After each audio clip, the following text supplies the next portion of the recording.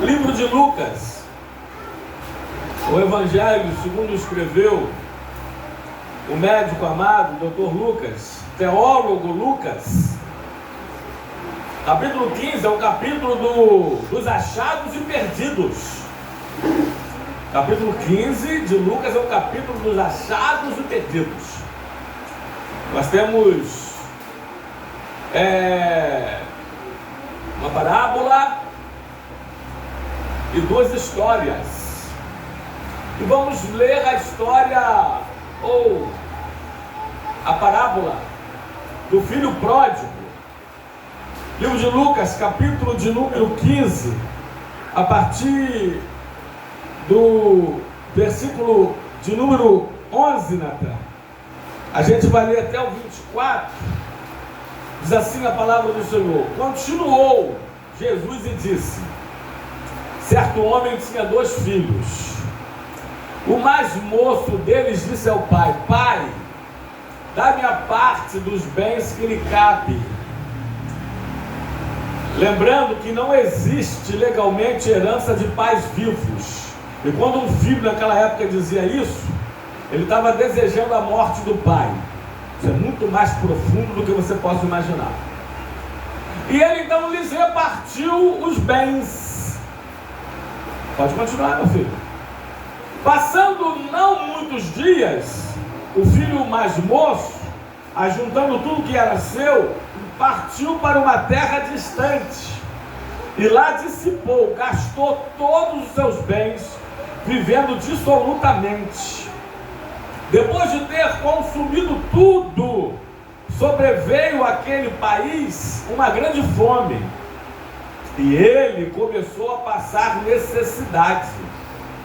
Então ele foi e se agregou a um dos cidadãos daquela terra, e este o mandou para os seus campos a cuidar, a guardar os seus porcos. Ali ele desejava. Deixa eu falar outra, porque a gente precisa ler a palavra. E a escritura ela tem 3 línguas e 3 linguagens, né? 3 línguas: hebraico, grego e aramaico. 3 linguagens: a literal, a figurada e alegórica. A primeira linguagem é literal. Irmãos, literalmente falando, não diz, como muitos já falavam, que ele comia das alfarrobas ou que ele comia das lavagens do porco. Não. Diz que ele desejava fartar-se das alfarrobas que os porcos comiam, mas ninguém lhe dava nada. Pode continuar, Dani. Então, caindo em si, disse: se ele caiu em si, porque estava fora de si. Quantos trabalhadores do meu pai têm pão com fartura, e eu aqui morro de fome? Levantar-me-ei e irei ter com meu pai e lhe direi: pai, pequei contra o céu e diante de ti, já não sou digno de ser chamado teu filho. Trata-me como um dos teus trabalhadores. E levantando-se foi para o seu pai. Vinha ele ainda longe, quando seu pai o avistou. Seu pai nunca o foi buscar. A gente vai falar sobre isso. Mas o recebeu gostoso, é diferente. Quando seu pai o avistou, compadecido dele, correndo, o abraçou e o beijou. E o filho lhe disse: pai, pequei contra o céu e diante de ti, já não sou digno de ser chamado o teu filho. Não falou nem a outra parte que ele tinha ensaiado para falar, que o pai não deixou. O pai, porém, disse aos seus servos: trazei depressa a melhor roupa, vestiu, ponde-lhe um anel no dedo. Vamos falar sobre cada um desses itens. E sandália nos pés. Trazei também e matai o novilho cevado, ou o bezerro, ou o boizinho tenro, para fazer um churrascão, uma churrascada. Comamos e regozijamo-nos, porque esse meu filho estava morto e reviveu, estava perdido e foi achado. E começaram a regozijar. Então eu vou continuar, eu falei até o 24, mas se o tempo der, se Deus quiser, eu vou falar o que significa, quem simboliza o irmão mais velho. Ora, o filho mais velho estivera no campo e quando voltava, ao aproximar-se da casa, ouviu a música e as danças. Para quem disse que não há música e não há dança no Novo Testamento, está aí um texto. Chamou um dos criados e perguntou-lhe o que era aquilo. E ele informou: veio teu irmão e teu pai mandou matar o boi gordo, novo, o bezerro cevado, porque o recuperou com vida e saúde. E ele indignou-se e não queria entrar. Saindo, porém, o pai procurava conciliá-lo. Mas ele respondeu a seu pai: há tantos anos que te sirvo, sem jamais transgredir uma ordem tua, e nunca me deste um cabrito sequer para alegrar-me com os meus amigos. Vindo, porém, esse teu filho, esse teu filho, ele não falou, vindo, porém, meu irmão, porque não existe ex-irmão, tá? Vindo, porém, este teu filho, que desperdiçou os teus bens com meretrizes, tu mandaste matar para ele o novilho cevado. Olha como o pai responde. Então lhe respondeu o pai: meu filho, tu sempre estás comigo, tudo que é meu é teu. Entretanto, era preciso que nós regozijássemos e nos alegrássemos, porque esse teu irmão, eita, viu como é que o pai fala? Responde: esse teu irmão estava morto e reviveu, estava perdido e foi achado. Pai, muito obrigado por esse momento da tua palavra. Fale conosco, ministra sobre nós, que a tua palavra nos pegue e nos acerte, que vá de encontro às nossas necessidades, que acerte o mais profundo do nosso ser, que nos mude naquilo, nos transforme naquilo que o Senhor quer que nós sejamos, que a gente venha a ser, que a tua palavra vá e faça o que lhe apraz e prospere para tudo aquilo pela qual ela foi designada. É o que nós te pedimos e te agradecemos, em nome de Jesus, amém e amém. Pode tomar seu assento. Tem tanta gente na varanda, mas tem tanto espaço aqui na igreja. Se vocês quiserem ainda adentrar e ficar na nave da igreja, fique à vontade. Lembrando que aqui dentro está o ar-condicionado estão ligados. Amém? Bom, queridos, a gente vai falar nesta noite sobre a volta do filho pródigo. O livro de Lucas, capítulo 15, ou capítulo 15 do livro de Lucas, é o capítulo dos achados e perdidos. Aqui nós temos a ovelha perdida, aqui nós temos a dracma perdida, e aqui nós temos o filho pródigo, o filho que se perdeu. A ovelha se perdeu. A ovelha é um animal irracional, ela não sabia voltar, e portanto o pastor deixou as 99 em segurança e foi buscar a ovelha perdida. A dracma, ela foi perdida dentro de casa, amém, amados? Ela foi perdida dentro de casa. A dracma é um objeto inanimado. Ela também não ia se achar. Dona, eu estou aqui, você está me procurando a casa toda, mas eu estou aqui, olha eu aqui. Pulava na mão da dona, não. A dracma era uma moeda, um objeto inanimado. A dona procurou a casa toda, diligentemente, até que achou. Agora, o filho pródigo. O filho deixou a casa do pai, deixou a sua família.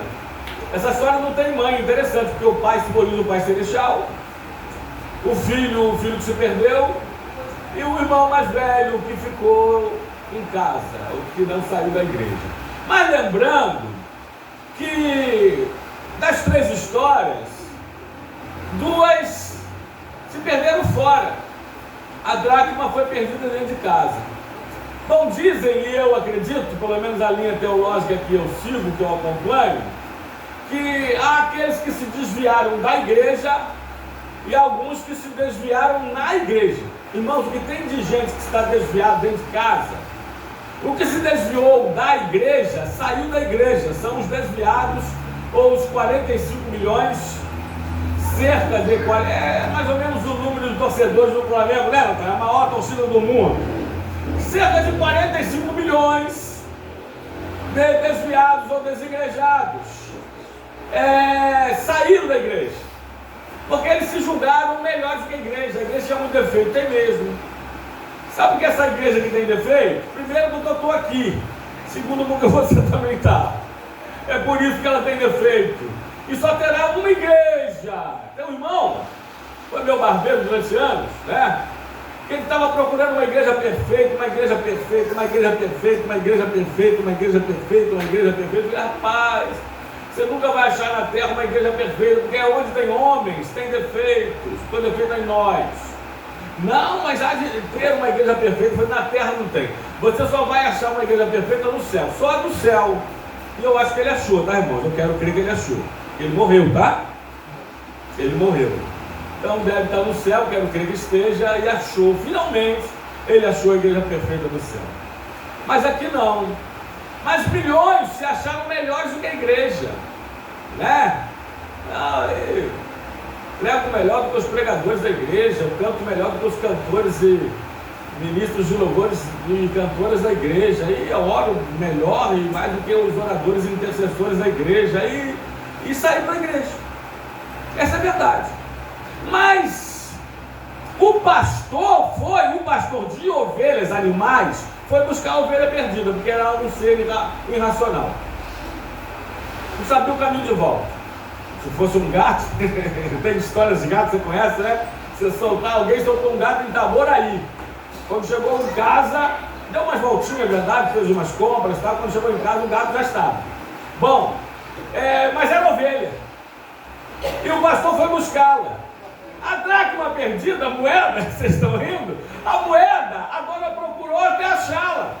Celebrou, comemorou por isso, chamou as vizinhas, amigas. Bom, enfim. Mas o filho pródigo, o pai foi procurá-lo. Me mostre uma linha. Me mostre nas entrelinhas, me prove que o pai foi buscá-lo. Forma alguma. Não foi. Mas ele voltou. Quem aqui, como eu, já se desviou da igreja e voltou? Quem aqui já se desviou? Olha quantos, ó. Viu? Aí. Mas voltou. E o pai o recebeu gostoso. Eu gostaria de falar nesta noite sobre 4 dificuldades do filho pródigo. Eu queria falar sobre 4 necessidades dele e 4 atitudes do pai e do filho pródigo, se der, né? Vamos correr. Bom, em primeiro lugar, lembrando que Deus conta com você, que Deus quer contar com você.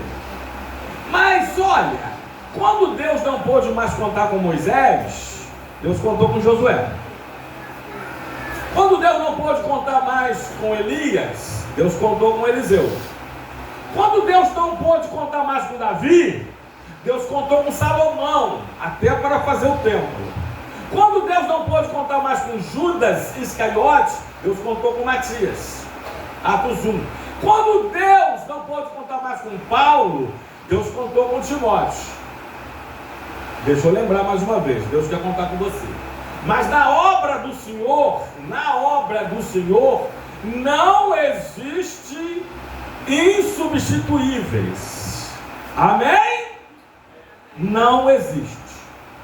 Bom, primeira grande dificuldade do filho pródigo, Natan, do versículo 13 ao 16, a primeira foi a dificuldade do desperdício. Porque diz a palavra, lá no versículo, que ele gastou tudo, dissipou, é isso mesmo, dissipou todos os seus bens. Essa é a primeira grande dificuldade, é gastar tudo que Deus nos deu. E eu vou sempre tirar do campo material para o espiritual, né? Muitos gastaram e dissiparam, desperdiçaram e jogaram fora todos os bens, todos os talentos. Aliás, enterraram os talentos, Mateus 25, e colocaram os dons para dormir.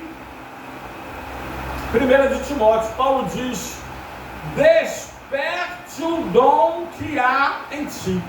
Então, o primeiro problema, ou a primeira grande dificuldade do filho pródigo foi desperdiçar todos os seus bens. Eita! Desperdiçou tudo que o pai lhe havia dado.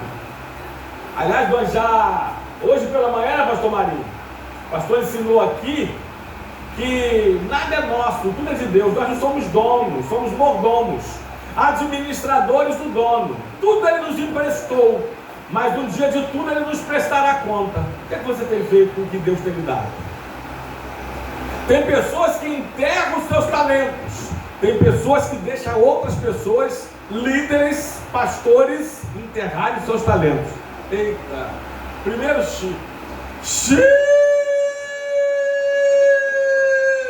grave isso aqui, porque a culpa também é sua, tanto como a primeira. Tem pessoas que enterram seus talentos, estão culpadas por isso, mas tem pessoas que deixam outras, deixam líderes enterrarem os seus talentos. Vocês também têm culpa nisso, ainda que indireto.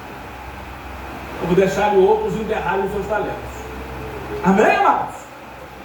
Eu tenho que correr. Então, a segunda grande dificuldade do filho pródigo foi a dificuldade da distância, Natan. Diz assim, olha: e indo para uma terra distante. E indo para uma terra distante. Ele tentou ir o mais distante do seu pai. É assim quando as pessoas se desviam. Já ouviu aquele fake news? Um dos maiores de todos? Bom, eu vou sair da igreja, eu vou me afastar da igreja, mas não vou me afastar de Deus, não. Mentira. Satanás, ele é bom na mentira, né, irmãos? Aliás, João 8,44, Jesus falou que ele é o pai da mentira. Isso é um dos maiores fake news. Olha, eu vou me afastar da igreja, mas não vou me afastar da palavra. Mentira! Quem mentiu para você? Olha, eu vou me afastar da igreja, mas não vou me afastar da oração, não. Não. O segundo grande problema do filho pródigo foi o problema da distância. Indo para uma terra distância, fugiu, tipo o missionário ou o profeta Fujão, e fugiu de Deus. Se vocês não sabiam, né, a navio, a passagem, a viagem era mais distante, Jope, Táxi, da onde Jonas estava para fugir da presença de Deus. Vocês sabiam disso? Não, eu quero me distanciar mesmo. Interessante que Deus não se distancia do homem. Desde Adão, Deus vai à sua procura. O homem foge depois da queda da presença de Deus e se esconde de Deus por entre as árvores do jardim. Isso está em Gênesis 3:8, Natan, se não me falha a memória, se não está por aí, se você puder dar uma procuradazinha. E Deus vai até o homem e pergunta: Adão, está falando do homem e a mulher, tá? O casal. Adão, onde estás? O homem diz, sabe por que, irmãos? Porque nada afasta o homem de Deus a não ser o pecado. Nada afasta o homem de Deus. Não é nada afasta mais o homem de Deus, não é. Nada afasta o homem de Deus a não ser o pecado. Ou seja, o que afasta, na verdade, o homem de Deus é o pecado. E quanto mais pecamos, mais nos afastamos de Deus. Não é Deus que se afasta da gente, não. Aliás, livro de Isaías, capítulo 59, versículo 2, diz assim: mas as vossas iniquidades, eu não vou falar aqui, definir a diferença de iniquidade, transgressão, delito, pecado, tá? Vamos botar tudo num pacote só por enquanto, no atacado. Um tempo, quando estiver falando de amartiologia, a doutrina do pecado, a gente separa e dá a definição de cada um deles. Ou seja, mas os vossos pecados é que fazem separação entre vós e o vosso Deus. Então, o pecado não faz separação entre Deus e nós. Faz separação entre nós e Deus. Está dando para entender? Ou seja, Deus está aqui e eu estou aqui. Quanto mais eu peco, mais eu me afasto de Deus. Como ninguém consegue andar muito tempo de costas, uma hora eu pequei tanto que eu vou dar as costas para Deus e me afastar cada vez mais dele. Amém, amados? Então essa foi a segunda grande dificuldade do filho pródigo. Foi a questão da distância. E indo, pode voltar o texto básico, Natan, indo para uma terra longínqua, ou para um país, ou para uma terra distante. Cuidado, irmão. Deixa eu falar uma coisa para vocês. Ou Deus te afasta do pecado, se você o permitir o deixar, porque ele respeita o livre-arbítrio que ele mesmo te deu, ou o pecado vai te afastar de Deus. Eu posso continuar. Ou a palavra de Deus te afasta do pecado, ou o pecado te afastará da palavra de Deus. Ou sua vida de oração, te afasta do pecado, ou o seu pecado vai te afastar da sua vida de oração.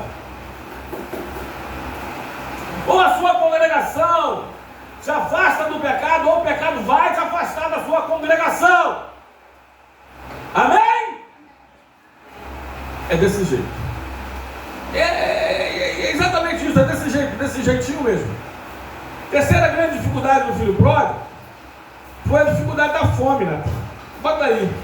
E ele desejava alimentar-se das alfarrobas, das bolotas que os porcos comiam.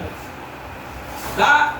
Alfarrobas era um vegetal rasteiro, tipo de uma vagem, que não era própria para a dieta alimentar do ser humano. E em último dos últimos casos, né? Era tida como comida de porcos, como lavagem, né? Olha o estado que ele chegou. Algumas pessoas aqui já passaram necessidades. Eita! Por exemplo, eu já comi muito mamão verde com língua. Vocês sabem disso, né? Mamão verde que dava na rua, nas calçadas, nos matos, e era verde porque ninguém esperava amadurecer, o primeiro que ia lá pegava. Mamão verde. E a língua era minha quando mordia. Quem passou necessidade sabe o que é. Eita, não vou nem falar mais, tá, irmão? Que maravilha, né? Hoje a gente pode escolher, não pode, irmão? Hoje a gente pode escolher o cardápio. Eu chego para a família, irmãos, quase todos os dias. Vocês querem comer o quê? Eu pergunto a eles. Hoje foi um churrasco, em um sítio, à beira de uma piscina. Amém? Mas só Deus sabe. Vocês lembram 1900 antigamente? Vovó era moça? Lá em 1900 lá vai fumaça? Alguns aqui sabem, né? E o filho pródigo passou por isso. Mas ele passou porque ele quis. Diácono Rômulo, escolha dele. Como você falou aqui. E deixa eu te dizer que você é resultado de suas escolhas. As suas escolhas são voluntárias, mas as consequências são obrigatórias. Eita! Falei, hein? As suas escolhas são voluntárias, mas as consequências são obrigatórias.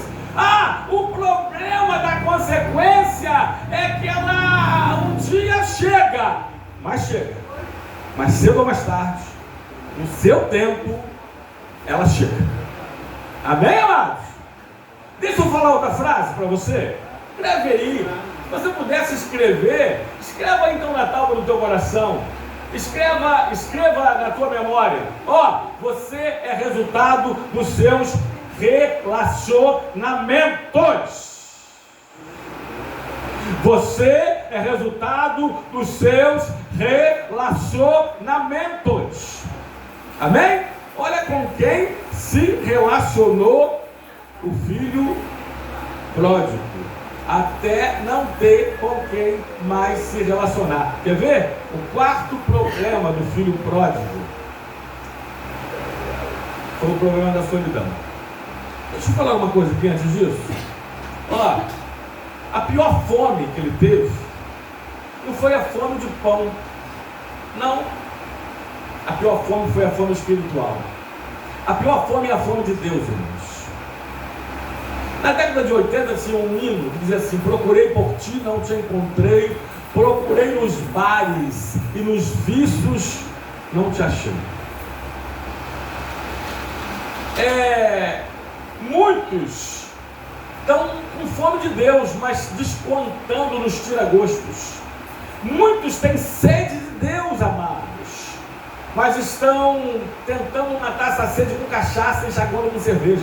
Aliás, João 4, Natan, 10, Jesus falou assim para aquela mulher samaritana: mulher, se conheceras o dom de Deus, e quem é o que te pede, dai-me de beber, tu me pedirias e eu te daria água viva, a água que dessedenta a sua sede espiritual, a água que mata a tua sede emocional, a água viva que te lava por dentro, que te purifica o espírito e a alma, que te dessedenta, que te refresca, que te limpa, que te lava e te banha, que te sacia, que te refresca. Amém? Quarto lugar das quatro grandes dificuldades do filho pródigo foi a dificuldade da solidão. Diz assim o texto, Natan: e ninguém lhe dava nada. Enquanto ele estava com dinheiro, ele estava rodeado de amigos e de mulheres. Diz o irmão dele, de meretrizes, prostitutas, amigos. Já ouviu falar dos amigos de copo? Amigos de copo, amigos de pó, nariz nervoso, né? E rodeado de mulheres, daquelas mulheres de difícil vida fácil, as mulheres que gostam de carinho, vestido carinho, carro carinho, restaurante carinho, né? Enquanto ele tinha dinheiro, tinha mulheres e amigos. E depois que o dinheiro acabou, acabou as mulheres, acabaram-se, acabaram seus amigos, todos foram. Eu parei com uma amizade de muitos anos, que eu fiz a contabilidade, fiz os prós e os contras. Eu sou de temperamento fleumático, eu sou perfeccionista, eu sou detalhista, analista, né? Aí eu fiz lá minha planilha, fiz prós parecido com quando eu tinha 18 para 19 anos, eu noivo ia casar, 19 aninhos, irmão, na flor da idade, eu ia casar. Aí eu falei assim: meu Deus, eu vou casar, 19 anos. Eu peguei uma folha de papel, lembro até onde eu estava, Nova Grécia, Tribobó, escrevi assim em cima o nome de Tânia, grandão, escrevi Tânia, risquei uma coluna no meio e coloquei assim, do lado, virtudes de Tânia, do outro lado eu botei defeitos. Aí eu fui colocando virtudes de Tânia. Eu tinha 19 aninhos. Até hoje ela tem essas mesmas virtudes e os mesmos defeitos. Posso mencionar alguns? Começar nos defeitos primeiro, para terminar bem com chave de ouro nas virtudes, né? Atrasada. Ela atrasada, sai atrasada. Esquecida. Meu Deus, se tem uma coisa que Tânia não esquece, uma pessoa que não esquece de mim, isso ela não me esquece nunca. mas ela esquece tudo. Esquece. Tânia, eu já falei, Tânia fazia lista para fazer as compras, esquecia a lista em casa. Só para ter uma ideia, né? Espalhafatosa. Abre no fecha, acende no apaga. Bom, aí eu botei lá os defeitos. Aí botei as virtudes. Eita, dela. Uma das virtudes dela é essa aqui, né? Igreja. Está na igreja, mulher de Deus. Aí eu falei assim, mulher de Deus não vai trair Deus, consequentemente não vai me trair também. Até porque, né, tinha que ser maluca para me trair. Mas não, deixa eu falar, isso é outra coisa. Aí eu falei assim, fiel a Deus, mas ser fiel a mim também. Aí eu botei lá a virtude dela. Igreja, família, mas muito, até hoje. É ou não é? Fala aí, filho, fala aí, família. Casa, trabalho, nunca vi. Trabalhador, só não é mais do que eu, mas é muito trabalhador. É muito trabalhador. Outra virtude, não gosta de fofoca, não gostava até hoje. Faz um teste, chama ela para fazer uma fofoca. Faz um teste, chama ela, Tânia, vou te contar um negócio, mas você não conta mais ninguém não. Faz esse teste com ela. Aí eu fui botando as virtudes dela, um monte, e os defeitos, falei assim, rapaz, os defeitos são poucos e suportáveis. São suportáveis ou não são? Até hoje. Mas tem defeito que não dá. Não preciso nem falar, precisa? Tem defeito que não dá, irmãos. Verdade ou mentira? Infiel. Se te traiu no namoro, se te traiu no noivado, no casamento não vai te trair. Ai, meu Deus do céu! Jesus! Pode ter certeza, né? Então tem defeito que se tivesse um só. Opa, parei. Não dá, né? Mas as virtudes até hoje. Aí eu fiz com um amigo, tá? 2 amigos para ser mais. Eu falei assim, Tânia, Nayara, Natan, reunião de família, que a gente sempre faz. Ela percebeu que essa pessoa, quando está sem dinheiro, ela não sai aqui de casa. E aqui, irmão, quem vai lá em casa, quem ainda não foi o casal, né? Vai ainda almoçar conosco. Os últimos que foram almoçar conosco, tem mais alguns, né? Pré-agendado aqui. Foi o diácono Rômulo e a irmã Angélica. Foi o dia do acidente dele. Comeu tanto que ele caiu da moto, irmãos. Comeu tanto que deu lombeira, né? E ele caiu da moto. Então, ninguém sai lá de casa com o estômago vazio. Não sai. Não sai. No mínimo um copo d'água gelada e um café quente. No mínimo, duvido se não é mais. Tá? Aí, vocês perceberam que ele, quando está sem dinheiro, não sai aqui de casa? E sempre a gente fazia um festival, lembra? Nem que fosse festival de pastel de vento, mas tinha. Irmão, já fizemos um festival de ovos fritos, festival de sardinha, só para você ter uma noção. E era chamado de festival. Qual o festival hoje? Aí a gente percebeu que quando ele estava com dinheiro, pegava a família e ia para longe, viajar. Vou comer sardinha na casa do Eduardo? Nada. Festival de pastel? Restaurante 4, 5 estrelas. Só que a internet não perdoa, né, irmãos? Dizem que o jiu-jitsu e a internet não perdoa. Deus perdoa, mas a internet não. Aí me mostravam aqui, ó. Mandavam pro meu zap, os faces. Aí eu falei, interessante, né? Aí sabe o que eu fiz? O que eu fiz? O que vocês acham que eu fiz? Parei. Porque pessoas que te querem pelo que você tem, não pelo que você é. Amém, amados? Como os amigos e mulheres lá do filho pródigo. Essa é a realidade. Quando acabou o dinheiro, acabou os amigos, acabou tudo. Meu Deus do céu. Vamos. Segundo lugar, falamos sobre as grandes dificuldades do filho pródigo. Segundo, as grandes decisões agora do filho pródigo. A primeira decisão, Natan, coloca aí por gentileza no texto, a decisão de se arrepender.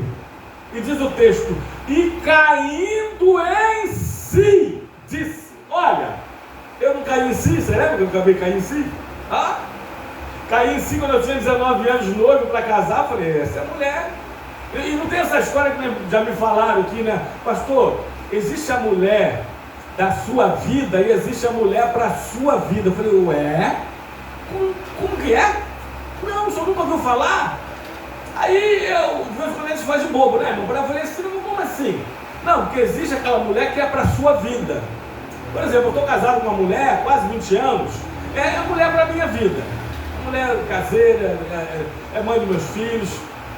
Mas tem uma mulher que eu tive, de vez em quando eu ainda tenho, eu não posso ver que aquela mulher é a mulher da minha vida. Eu falei, peraí, não dá para transformar a mulher da vida para a mulher para a sua vida, não? Oi? Amém? Que história é essa? Então seu marido é um homem para a sua vida, mas tem homem que é o homem da sua vida. Aí Deus falou outra coisa, o mais importante vai ser o primeiro, o mais importante vai ser o último. Vai estar contigo até o final. Eu profetizo que todos aqui vão estar até o final. Em nome de Jesus Cristo. Em nome de Jesus Cristo. Amém, amados? Então a primeira decisão dele foi a decisão de cair em si. Por que ele caiu em si? Porque ele estava fora de si. E tem que estar fora de si para deixar a casa do Pai. E tem que estar fora de si para sair da igreja. Tem que estar fora de si para deixar Deus para lá. Essa que é a realidade. Mas ele, depois de estar fora de si, ele caindo em si. Aí, Natan, a segunda grande decisão do filho pródigo, a decisão de se levantar. Ele diz assim, olha, levantar-me-ei. Por que ele disse isso? Porque ele estava caído. Porque ele estava prostrado. Porque eu não me arrisco a dizer, eu ouso a dizer que todo homem fora de Deus está caído. Todo homem longe de Deus está prostrado, caído em seus delitos e pecados. Natan, livro de Efésios capítulo 2, versículo 1 e o versículo 5.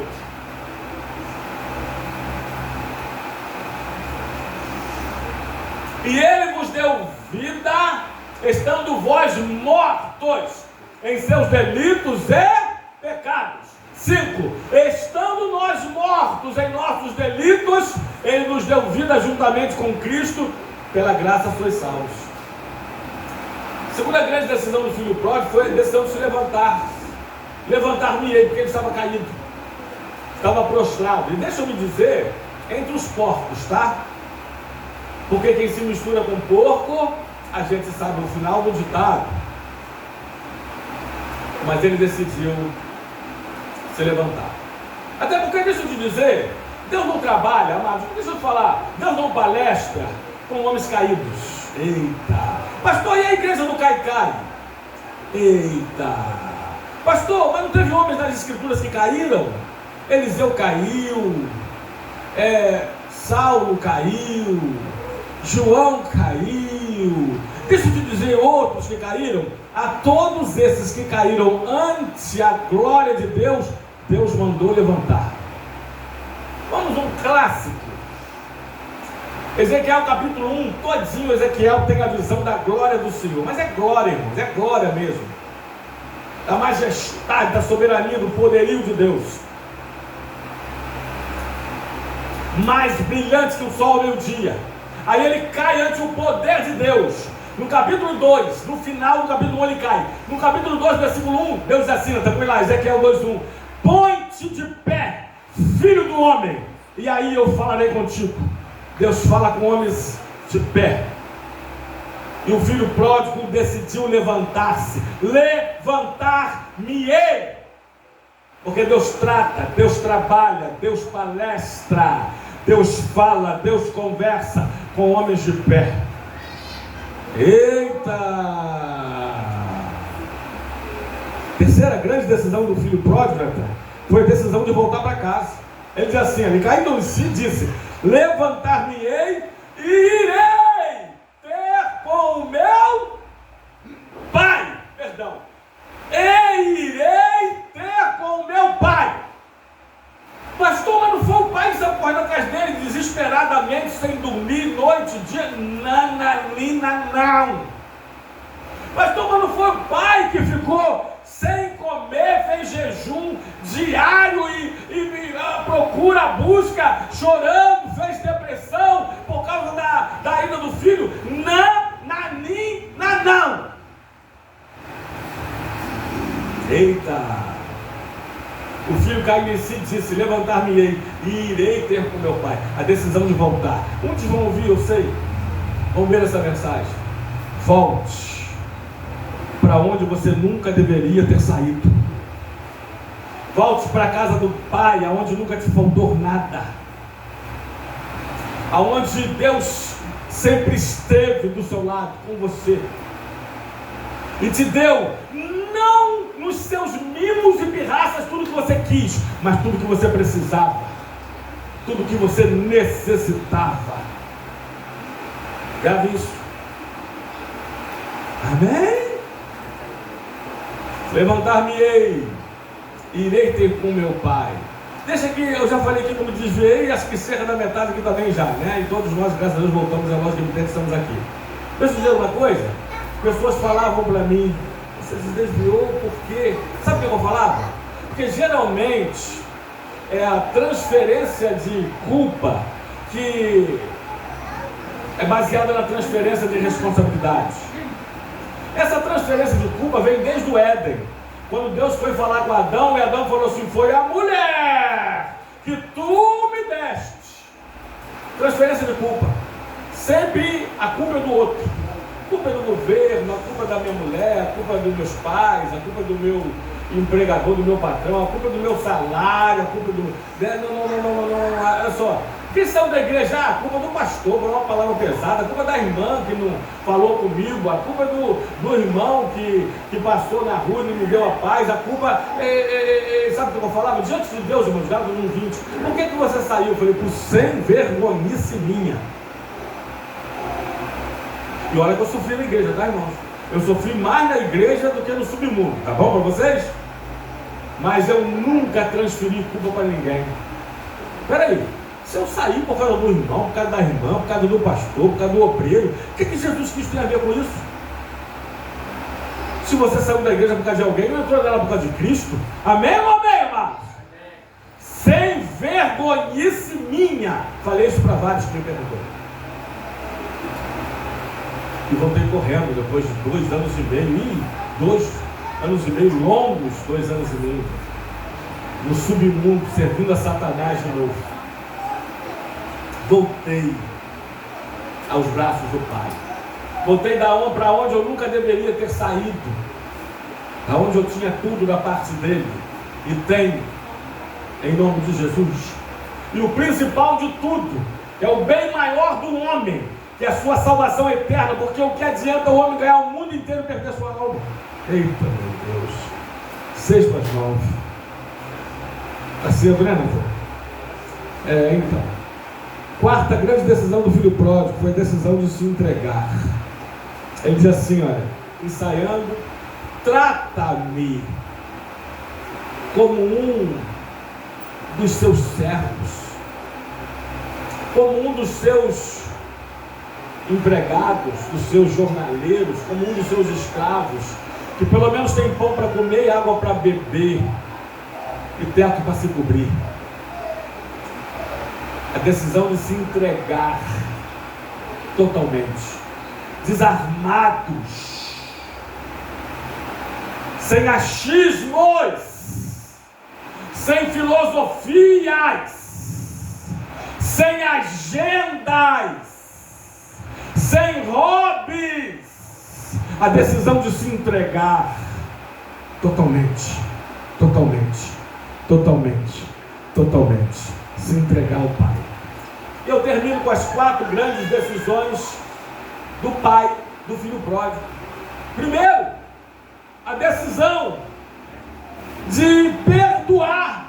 E diz, Natan, o texto, que o pai, compadecido dele, correndo, o abraçou. A decisão de o abraçar. E eu imagino, eu gosto de conjecturar, que ele veio, me perdoa a expressão, fedendo a porcos, fedendo a chiqueiro de porco, fedendo a lavagem de porcos. Não é mal cheiroso não, tá? Eu falei mesmo, com perdão da palavra, fedendo, mas o pai o abraça e o beija. Aí diz o pai para os servos preparar para ele um banho. É lógico, ele estava sujo. E desvestir a melhor roupa, porque ele estava maltrapilho, cabelo desgrenhados. Eita! E diz assim, ponde umas sandálias nos pés, porque ele estava descalços. E só, aí eu vou trazer uma característica aqui, e só os escravos andavam descalços. E o pai diz assim, nessas palavras, ao mandar calçar-lhe sandálias nos pés: você não será servo, você não será escravo da casa, você, apesar de gastar a sua herança, você ainda é filho, porque não existe ex-filho. Eita!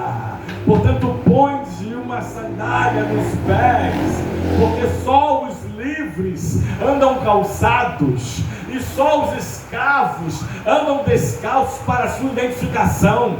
Mas você não é escravo, você pode ter sido escravo do diabo, mas agora você é filho de Deus. Aleluia! Glória a Deus! E põe-lhes um anel no dedo.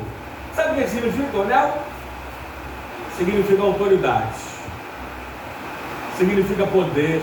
Está dizendo assim, você vai ter autoridade do filho novamente. Você acha que perdeu, né? Você acha que desperdiçou? Você pode ter desperdiçado todos os teus bens, mas eu te dou autoridade, meu filho, sobre todos os servos dessa casa, sobre todos os funcionários dessa fazenda. Você volta a ter autoridade, porque eu te dou um anel de selar, um anel de poder. Eita! O que Deus fez com a gente, amados, é o que Deus faz com cada um que se entrega a Ele, que volta para Ele, que dá a sua vida a Ele. Ele te liberta, te põe sandálias nos pés, Ele te dá um anel, te põe autoridade nas mãos. Eita! É o que Ele faz. O tempo não vai permitir, mas só para lembrar, o irmão mais velho aqui simboliza o fariseu, só para resumir. Simboliza o fariseu, aquele que faz, mas faz porque faz, e faz para falar que faz. E se não falar ou não falarem que ele fez, ele não faz, porque ele só faz para isso. E ele fica com raiva até quando o irmão desviado volta. Mas o pai faz festa. Eita! Aliás, Jesus falou que há alegria nos céus quando um pecador se arrepende. Há alegria nos céus. E deveria haver alegria na terra. E deveria haver alegria na igreja. E deveria haver alegria na casa paterna, na casa paternal, na casa do nosso Pai. Quando alguém volta, ainda que é o quebrado, ainda que despedaçados, ainda que aos pedacinhos, mas volta à casa do Pai. É isso que o Pai fez com o filho pródigo. É isso que o Pai fez com todos nós, você sabe disso. E é isso que o Pai faz e fará com todos os que voltam a Ele, em nome de Jesus. Que Deus te abençoe com esta mensagem. Que Deus nos abençoe com esta palavra. Em nome do Senhor e Salvador Jesus Cristo. Em nome de Jesus Cristo, amém, amém e amém.